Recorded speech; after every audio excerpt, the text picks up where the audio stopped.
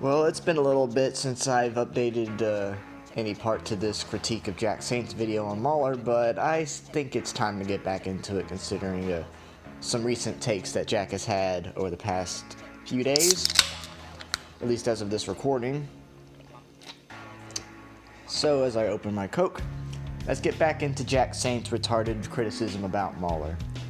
Now, I'm just going to say this now before I get started on this next part. Look, I think Jack, he could be a nice guy in real life. It's just same thing with a lot of people on the internet. If you act that way on the internet, it makes me wonder how you actually do act in real life. And, you know, a lot of what Jack does in this video is, and Eric too, Patricia, whatever the fuck, they both act in such bad faith that it really makes me think that they are genuinely bad people. But then I also have the good part in my head telling me, look, these guys could be they could be misunderstanding. They could be actually be nice people. It's just the way that they conduct themselves online, it just kind of irritates me. And it drives me up a wall. But now that we're back into it, let's go further into this. But who is this we? Well, I brought along a pal for this one. I'm gonna grab a drink and let Eric Taxon take it from here and discuss The Last Jedi and MauLer's problem. Doesn't show most of my video and bases his argument off of something that's just not even there. And just to clarify for viewers, how would you discern the difference between Ripley and Rey in terms of force diversity? One has the force. I mean, Okay, now the context for that clip was in EFAP 14 or 15. It was when Wolf came back from his first hiatus, and this was the video that they were going to respond to once Wolf came back, since he did. That's what they responded to, and yeah, that EFAP, it really did show how much of an ass Eric was, because holy the shit, that video was bad. And Anomaly Inc. has a really good video on this too, about Eric's criticism of Wolf. And what Wolf said there was genuinely accurate. He only showed 2 minutes maybe of his clips in total out of that entire video, and then tried to make Wolf look like someone he's not, which, you know, is extremely bad faith, right? When I say Eric acts in bad faith, that is the prime example I will always use, because at least in this one, Eric tries to understand MauLer's position, and he comes so close to really understanding it, but just fails. But that Wolf video, though, man, that'll get your blood flowing if you're one of the people who watch that video front to back, because I disagree with basically nothing in that video. Everything Wolf said in that video was 100% correct, and Eric, for some reason, decided to take issue with it, and then strawman the hell out of his arguments, and then paint him as some type of right-wing extremist type. Yeah, no, that's a good way to get people on your side, Eric. So let's see how you are going to discuss stuff about MauLer. Hi, I'm Eric Taxxon. You might know me from a little video that I put out back in October called, What is Force Diversity? A Response to the Dishonored Wolf. Yeah, I remember that video, Eric, or Patricia, or whatever you want to be called. It was a shit video. EFAP rightfully responded to it and made you look like the asshole you are. Okay? We all know this. Now, since I released that video, I've gotten a lot of responses to it, and basically I can conclude that it's perfect, it's bulletproof, because no one can actually figure out how to respond to it, and they just end up making Wolf's arguments again, but slower and worse. Now, okay, Eric, let's go into detail why you're 100% wrong. Okay, so the whole point with that video is that you can have diversity. That diversity is a good thing in media and art, and that it's a very wonderful thing to have either your perspective or your skin color, or people of your skin color or sexuality presented in a medium in a good light. That's fine. He's saying that's fine. He's saying that it should not be there as a forced thing. It should not be forced into things it doesn't need to be in that same media. That's what he is talking about. What he's talking about there, so many different things where they're trying to make things all this strong female character stuff into putting it into franchises where it never needed it to, or they're trying to force people to eat the pandering shit in their mouths, like they're reaching down into your throat and trying to force feed you forced diversity bullshit. Like they're trying to force diversity into video games. They're trying to force diversity into historical events and movies. Like 1917 movie just came out, wonderful film from what I've heard. People are complaining that there's not enough women in it, even though it's a World War I movie. Guess who fought a majority of World War I's battles? Men. Females only fought in maybe a few battles, and that was with a bunch of Russian snipers. That was it. Alright, that was the extent of the fighting for women. So why they're complaining about the British perspective of a war not having enough women in it, that's really stupid. But that's the type of shit Wolf was talking about in that video. Are you talking about shit like Ghostbusters 2016, where if you dare criticize a film for having this stupid message about women, then you get called a sexist for it, even if you loved Sigourney Weaver's character in that movie, in the same franchise. Okay? Like, you say you love Alien and Terminator, you get mocked and ridiculed as a sexist. Okay, Wolf was responding to exactly that type of mentality and thinking going into Hollywood, and how it's actually ruining more movies than it's actually helping. Okay, when you're trying to make an entire movie or brand based on an identity, and you're trying to force it down people's throats in a way that it really doesn't make sense to, that's why people were getting pissed off. And that's why people had such a big problem with your video, Eric. People like me, people like Anomaly, people like Wolf and MauLer and Rags had such a big problem with your video because you handled it in such an intellectually dishonest way that people were like, look, we're going to respond to your ass, all right? And you clap first, okay? As the wise man once said, talk shit, get shot. Ice-T. That was in 2015, I believe, for the album Manslaughter. But you know what I mean. You talk shit, you get hit. That's what happened to you. You called someone out, you made them look like someone they're not, and you tried to make them look like a stupid idiot. And then when people called out your shitty argumentation and also taking clips of his out of context, you were trying to play the victim. Because that's exactly what you did. Because in that same EFAP where Wolf came back, they responded to a video where he's saying why he hides his like and dislike ratio on certain videos, especially that Wolf video. You're a coward. In that video, I say that I don't give a shit about Star Wars, because at that point I had only seen episodes 4 and 5 and it was too far back to remember. This was on purpose. I delayed watching any Star Wars media consciously because I wanted to make it clear that it doesn't really matter whether Wolf is correct about the things he's criticizing, because he's wrong no matter what. The premise of his argument is completely baseless. And it's this type of shit. This type of shit that really makes Eric look like a scumbag to me. When you just go into a debate and you tell someone that they're wrong no matter what, or you tell a bunch of other people who are trying to engage in a discussion and tell them, oh, this guy's wrong. Everything he says is wrong, and you're either not going to provide a baseline as to what he could actually be wrong about, and you're going to take shit of his out of context and use it to prove that they are wrong in some way. Yeah, that's fucking cowardly. What bullshit? Who cares if who cares if he's right or wrong? He's actually not right. He's wrong no matter what. His perspective doesn't matter. Good job, asshole. What the hell? That really makes you look like an asshole. That really makes you look like a coward. I don't know how he has people unironically defending him in this video, but also in that Wolf video especially. Well, I can defend him a little bit in this video because he at least tries. He at least tries to understand the different perspective. Jack doesn't. Jack doesn't give a shit about perspectives. I think what we've been seeing out of Jack this past week has shown he doesn't care about perspectives. At least not perspectives that don't align with his own. Alright? I'll at least give you that, Eric. But what you said there about Wolf, not off to a great start, buddy. He never defines forced diversity as anything more narrow than diversity present in things he doesn't like. Diversity present in things he doesn't like. No, that's not what he's talking about. He's talking about diversity in things that he does like. things that everyone is wanting to enjoy, but is getting ruined because of forced diversity. Right? Do you know what the concept of forced diversity is?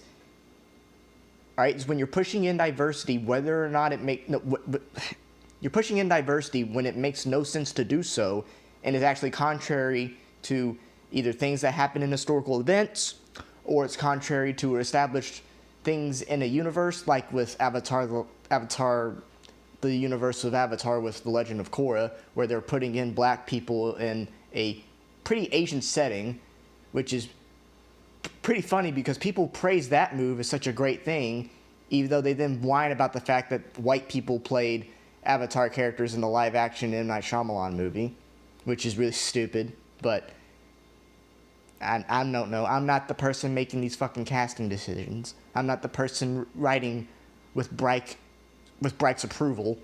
But yeah, like that type of shit. Like, you see, and you also see with forced diversity, when that's involved, you also see people whining about not enough diversity, and they want to put more diversity in to the point where they will push out established characters to do so. Okay? Like, Halo 5 is actually not a bad example of forced diversity.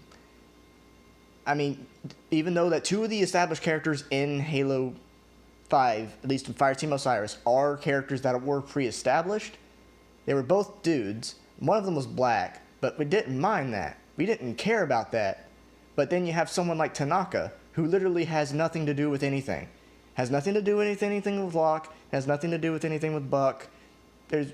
And actually, while I know Buck's character replaced a guy that was actually in Spartan Ops, you still could have kept that guy in Spartan Ops if you didn't put in a character like Tanaka, who she literally has no rhyme or reason to be in Halo 5 Guardians as a fire team member. Bailey, at the very least, you can say that, hey, she was like, she knows shit about the elites, she knows their language and everything like that. That's not a bad thing. Alright? She's actually kind of useful when you get to St. Helios and stuff like that. But like characters like Tanaka, no one gives a fuck about her. Same thing with Sarah Palmer. Sarah Palmer's widely renowned in the Halo community for being such a massive cunt. But in that same franchise, with Halo, you have characters like Cortana and Miranda Keyes and Dr. Halsey, all praised characters in the mythos. People love these characters. Especially Cortana. When Cortana dies in Halo 4, or dies being a strong word to describe it, even though she didn't actually die. Fuck you, Brian Reed. You know, people were crying at her death because people were that attached to her as a character, because all throughout Halo 4, yes, the story may not have been the greatest thing in the world, but the stuff that they did with Chief and Cortana's human relationship was a really good thing that they tried to do. And it really hammered home her death. And the way that she died was not some contrived reasoning. It actually made sense in the Halo lore. The reason she was dying throughout the game anyway. Alright, but when you like trying to prop up these random characters, like Batwoman, who the only reason that she is of any importance to the people at CW is because she is a lesbian character, and they're making her act like the most stereotypical butch lesbian of all time. And then you also make a bunch of pandering to the LGBT community and things like Supergirl. Right, that's what people are talking about. They're talking about, like, you're forcing in all these things, but it's like, why are you putting so much focus on that and not building people up as characters in the first place? And once again, Mass Effect. You have two characters in that game, in Mass Effect 3, that are exclusively gay. Alright, that's Steve Cortez and that's Samantha Trainors. They are both still characters. You learn about them. They're not all doing everything on their own. Like, Samantha's really shy, and she really doesn't know how to conduct herself in a military lifestyle. She's trying to adapt, but despite that, she's still doing a good job. And Steve Cortez, he's an excellent pilot thrust into a situation that, you know, he isn't used to. But still, he does his job, and he does it well, and he's dealing with his own type of loss. Granted, his storyline was a little bit more forced, but with Trainer and Cortez, the more you get to know them, the more you get to like them. And that's not despite the fact that they're gay, but even though they are gay, you don't really care. But even if you are like this, oh, I don't like the gays type of thing, it's like, you shouldn't really care. It's because of things like Mass Effect, where you can literally, if you're a female Shepard in the first game, you can bang a monogendered alien female.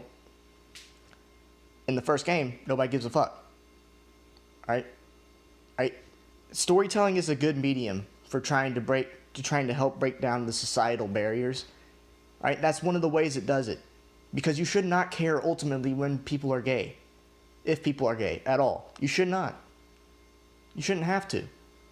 But then you have people who are doing this forced diversity bullshit, and they're like, yes, we have to hammer home that they are gay. We have to force it down people's throats to the point where people do not want to see it anymore. And people really don't want to see it anymore. I think the massive drop in Batwoman's ratings of the last 2 episodes is indication enough that people are tired of it. Apologies to everyone who wanted me to respond to the entire video point by point. You have to make arguments for me to go eat a massive bag of cranial dip beads, you asshole. For me to do that. But hey, now that I've made my arguments, I can watch every single Star Wars movie, which I did. I watched every mainline Star Wars film, episodes 1 through 8. And I actually like them a lot. I'm sorry I dissed them in the video. They're actually pretty good. So the best one was The Last Jedi. Of course your favorite film was The Last Jedi. I swear to Jesus Christ. And this is the thing that Star Wars girl on the... two or three EFAPs ago, she said that Jenny Nichols, she doesn't know anything about old Star Wars, and that the only reason she's actually is interested in anything out of the new Star Wars is because she's trying to make it in with Disney because she works at Disney World. Eric, not exactly the same thing. I think while he watched it, I don't think he really gives a crap about the old original trilogy. And therefore, The Last Jedi, considering it's more in line with his politics, is something that he enjoys a lot more. You know, even though the politics, as has been previously discussed in much of other works of art that people have created in critique of this film, MauLer included, you know, the politics don't make sense. They literally leave slave kids on the planet that they're trying to make a freaking political statement on. Alright, and Ryan Johnson gives no fucks. In fact, Major Lee, when I responded to his video, was like, oh, the slave kids were the greatest thing ever. Woohoo, I'm that slave kid. Yeah, great job. But yeah, of course he likes The Last Jedi. Of course. Of course The Last Jedi is his best film. No, the best film is not The Last Jedi. It is objectively The Empire Strikes Back. You can enjoy the film as much as you want, but of course you like The Last Jedi. Of course you do. Of course you do. Right? Obviously. But the second best was episode 3, Revenge of the Sith. I like that one a lot. And then the entire original trilogy comes next. Like, I had very similar positive feelings for all 3 of them. But Return of the Jedi was my favorite. It's closely followed by A New Hope and then Empire Strikes Back.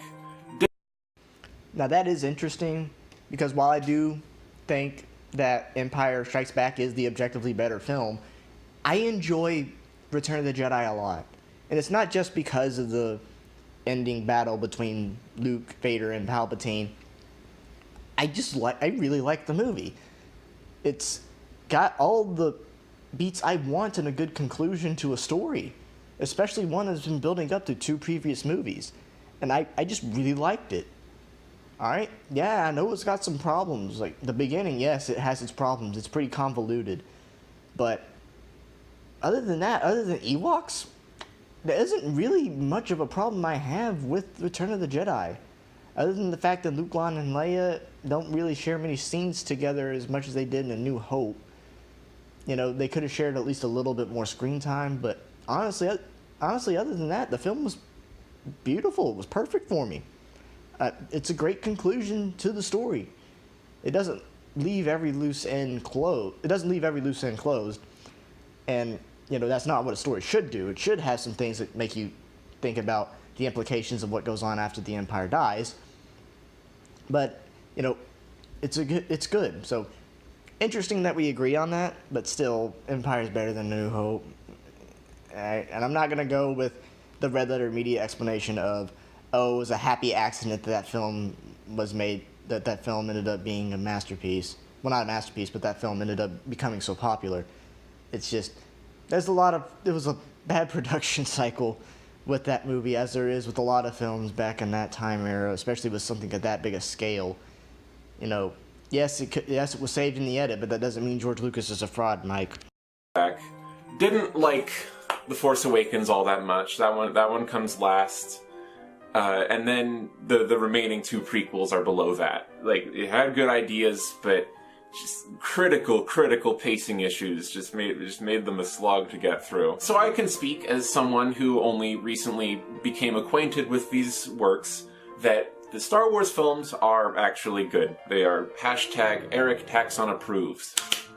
However, there was another motive to me finally watching these films. See, our old pal MauLer has a 5-hour-long critique of The Last Jedi on his channel. And I wanted to give him a fair shake. So I watched the whole thing. So there you go, MauLer. Someone actually watched one of your critiques all the way through. Oh, I don't know. Maybe you're not the only one who watched it all the way through. Maybe, I don't know, over 1 million people did. Alright, go to the view counts on every one of MauLer's videos, and you will see just how much it is. It's nearly 3 million views in total if you just go by, like the 1 million mark. If you just go by the 1 million mark and don't add anything, it's nearly 3 million views in total, if you count it that way. So I think a lot of people did watch it. I'm one of them. Hell, I listened to it all the time. At least I listened to it before his TFA critique came out. I listened to it all the time when I was at work or when I had any free time, because it's a good critique. It's 5 hours, excuse me, and it goes through all of what you need to know with The Last Jedi and all the problems in that movie. And it's a really good critique. You should, discuss it in a way that doesn't make you look like a condescending asshole, Eric. Once again, not off to a great start. Way through. But you thought it would never happen. So you know how sometimes people who analyze media will give you a little rundown of the plot of the film they're talking about before they start really delving into the minutia of the larger picture. Like, Dan Olson on Folding Ideas has a wonderful video called The Art of Storytelling and the Book of Henry, where he spends like 10 minutes of a 40-minute video just giving a play-by-play of the plot. MauLer's video also has this. It's just, it lasts 4 hours. And I'd like to say, for anyone curious as to what he has to say, you can skip like halfway into part 3 of the analysis, and you'll miss nothing. You can skip halfway into part 3 and you'll miss nothing. My ass. He literally ends part 1 on all of his thoughts on the business with Mark Hamill and the character of Luke Skywalker, you hack. He goes into detail of how much stress it visibly put on Mark Hamill and the conflicting perspectives and faces that Mark had to put on to try to please everybody in the audience, and Rian Johnson's intentions with Luke Skywalker being something that completely put off Mark from the beginning, even though he reluctantly had to keep going. And then not only that, he starts talking about like plot surprises, like with Harry Potter. He goes into the detail of the character of Snape, and in comparison to Holdo, where they do bad things, but they're recontextualized to be good things, even though Holdo's is so contrived it doesn't make any sense. Alright, what MauLer does in his critiques is he goes beat by beat through everything. He goes beat by beat through the entire script. He goes beat by beat through a video he was responding to. That's what EFAP is all about. But he goes through all of it all, leaving nothing to be left out on the cutting room floor. And he deconstructs when things get to where he feels like he needs to talk about it. He'll pause it. He'll pause whatever he's talking about and start talking about different aspects as to how this could have been played out better, how everything could have been done a little bit more efficiently, or how this was just plain stupid, or how everything was just plain wrong. That's how MauLer approaches his media criticism. Yes, you can take criticism with how long it gets. Alright, it gets pretty long. But guess what? That doesn't mean that he's not making points. He is absolutely making points. All right, and in a little while, Jackson's going to use that same thing, only we have evidence, thanks to EFAP 22, where he was doing something good in the Infinity War praise, where the last 6 minutes where he's talking about the things that were happening with each character after he finishes with all the praising. All right, and MauLer does this in his rages too. Like, he'll start saying, what the fuck? You know, his recurring jokes from last time that we talked about, but he's like, you know, he pause it when things get so stupid, he's like, look, I have to say this. Like, why the fuck would they do that? Why the fuck would they do this? MauLer does that to a lesser extent in his critiques. That's what he is doing. What's your problem? Nothing. Like, he's spending that entire first 4 hours just giving a excruciatingly slow play-by-play of the movie. But here's the thing. MauLer makes objective critiques. And what this means is that every qualitative judgment that he makes on the film is based off of what is provable.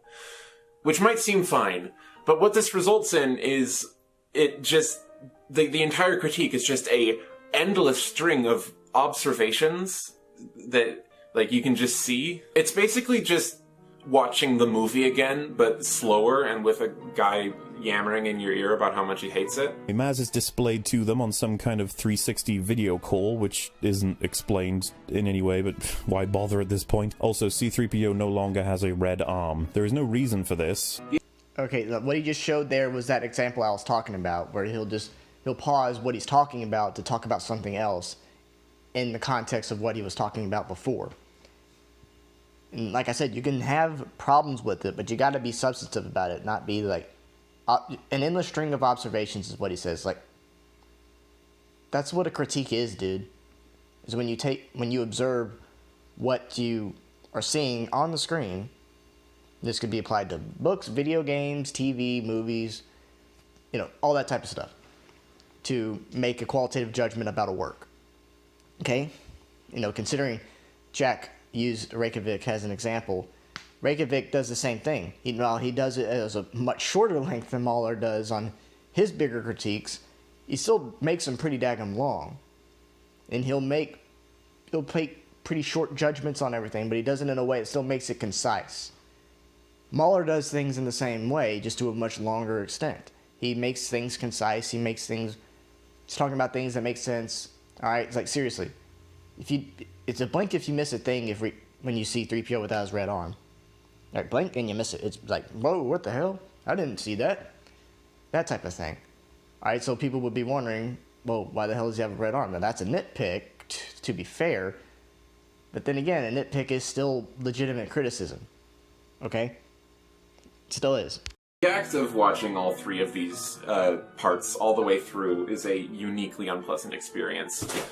He speaks so much and yet says so little. And, like, the tragic thing is that he does have points in amongst all of the observations. Like, he does have actual grievances with the film. It's just, like, it's so padded out that it becomes meaningless. So you do admit that he has points. He makes points over every minute, man. Alright, if you say that you watched it a whole 5 hours, alright, and I'm going to be fair here, I'm going to assume he did. You would know that he has a lot of points to make. And it's not just the little nitpicks, quote unquote. Alright, he has legitimate grievances with the film. Legitimate grievances with the production, with Lucasfilm, with Kathleen Kennedy, with Rian Johnson, with J.J. Abrams, the whole pick of the litter. There's a lot of things that MauLer has a problem with, and he goes through it in detail. Now, if you don't want to watch everything and you just want to get to the point of everything and just skip to the halfway through part 3 after he finishes the critique of the main story, go right ahead. I'm not saying that I'm not going to say that, you know, I fault you for it, but still, you will be missing crucial details in his video that add to his list of complaints and how everything doesn't make sense in that film and how it basically ruins Star Wars. And there's so much that you have to go through. Now, like I said, if you want to, you can do it. Go ahead. You'll still be getting a lot of detail. But don't just act like it's just like this uniquely unpleasant experience to go through. You voluntarily put yourself through that. It's not like you're watching a goddamn movie Bob video where he's speaking so goddamn fast that you have to literally slow his voice down just so you can comprehend the thing coming out of Diabito's mouth.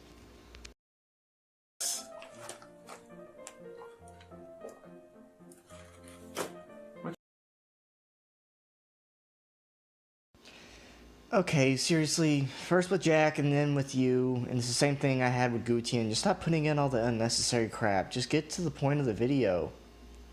Alright, if you want to play with your cat, play with your cat, but just don't put such a focus on him that we get distracted. Alright? And also, press G for Georgie. We gotta save Georgie, damn it. Call in the Navy SEALs. We gotta save Georgie. What you doing? So, basically what's happened here is that MauLer doesn't know how to edit his shit, and now he thinks he invented autopsies. Oh my god, Jack. Not Jack. Yeah, Jack too, because you brought this idiot on. But holy shit, Patricia. God damn. What part of his thing was badly edited? Alright, you want to see chop bad editing? Go watch fucking, Ralph the Movie Maker's goddamn video on Joker. That's chop editing. Alright? Go watch the shit I used to make and still make to this day. I have choppy fucking editing. Go watch the first part of this series. I have really choppy editing. Because I'm a dumb fuck. Okay? What is bad about MauLer's editing that makes it such a uniquely bad experience to watch all 3 parts of his Last Jedi critique? What is so uniquely wrong with it?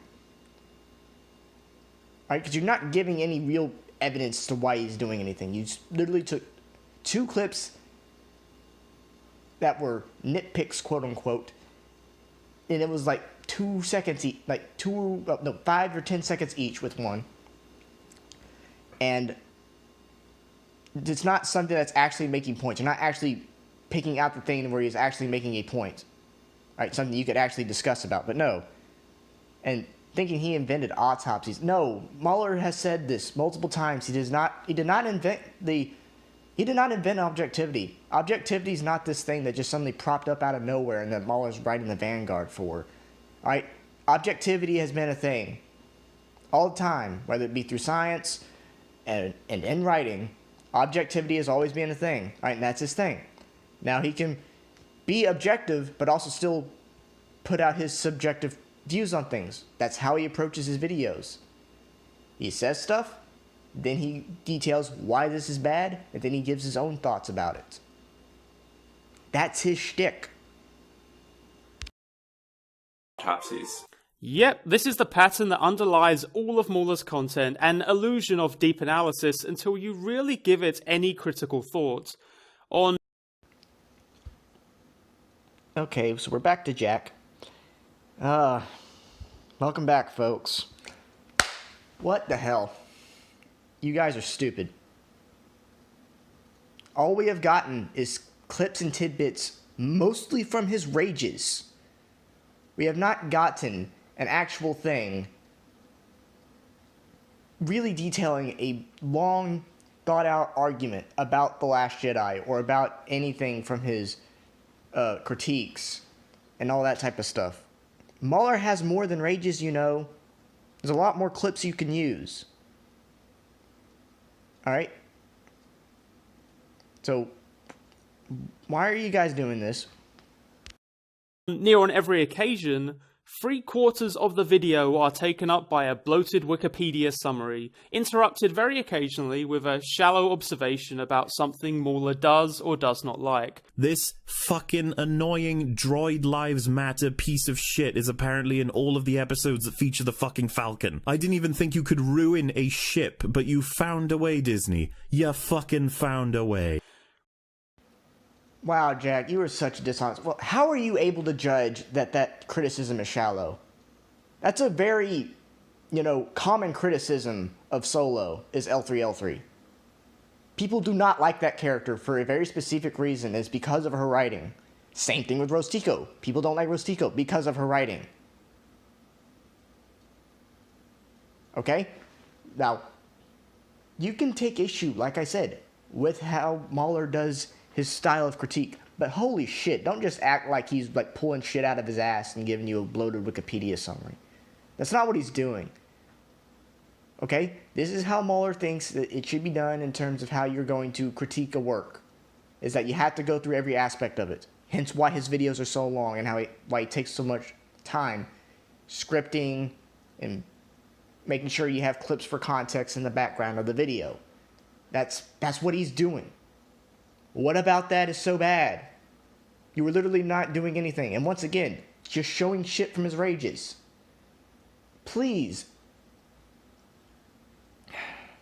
Like, to be fair to Eric, at least the two clips he showed, I'm pretty sure were from the TLJ critique, not the rage. But this is from the solo rage. And I just don't know why they're putting such an emphasis on his rages in the first place. Alright, and once again, man, the whole thing about rages is entertainment. He's not going to be full-on objective. That's not his goal. His goal is to provide entertainment. Hence why they have so many running jokes. Like oh, that's just silly, or what the fuck every 5 seconds. That type of thing. Come on, man. You guys are smarter than this. At least I hope. Away. Rarely with any real thrust to his argument, rarely elaborated on as he sacrifices depth for breadth, and as you hurtle towards the conclusion after a 2 to 5 hour long rant, you know little more about the film than what happens in it, with a few errors, and whether some guy on the internet personally enjoyed it. MauLer and his fans, of course, objecting to this assessment as they believe That is such bullshit and you know it, Jack. Why do you think MauLer has such a big and cultivated fan base right now? Because people enjoy his work. They enjoy how he does things. It sounds to me like you're just jealous. Hoes mad, as it were. Like, really? Come on, man. There are tons of different things you could go after him for. This is not it. Like, wow. The bullshit on display here is just astounding to me. But yes, everybody makes errors, right? MauLer's not saying that everything can be perfect, quote unquote. He's never said that. He said this repeatedly about film, too. That you cannot make the perfect movie. You can't make anything like objectively perfect. Well, you can, but it's just a really hard thing to do. And even then, there are other things that go into something and how it could still be flawed, but still ultimately a really good thing. So don't just... Yeah, it's this type of shit that I really hate. This is a perception that he has based on almost absolutely nothing. Alright? Like, because he doesn't take MauLer seriously. It's very clear by that. He doesn't really take him seriously. And he's half-assed listening to whatever MauLer is saying and whatever people who think like MauLer are saying. Alright? Hence why he probably brought on Eric, considering Wolf was a host on EFAP at the time. And, you know, that type of shit. So it's just a massive amount of dishonesty here. And it's really gross. But at least we got through the first Eric Taxxon section in this video. So I'm going to go ahead and stop it here at time code 1334. I hope you guys enjoyed that next part. Hopefully I can get more clips recorded and edited out, and I can have them out pretty quickly. Thank you guys so much for watching. Don't die, and Batwoman will be coming. Don't worry. I need to do it, but don't worry. I'll be watching and writing. Look at me! You see that? You know what? I just realized I don't care.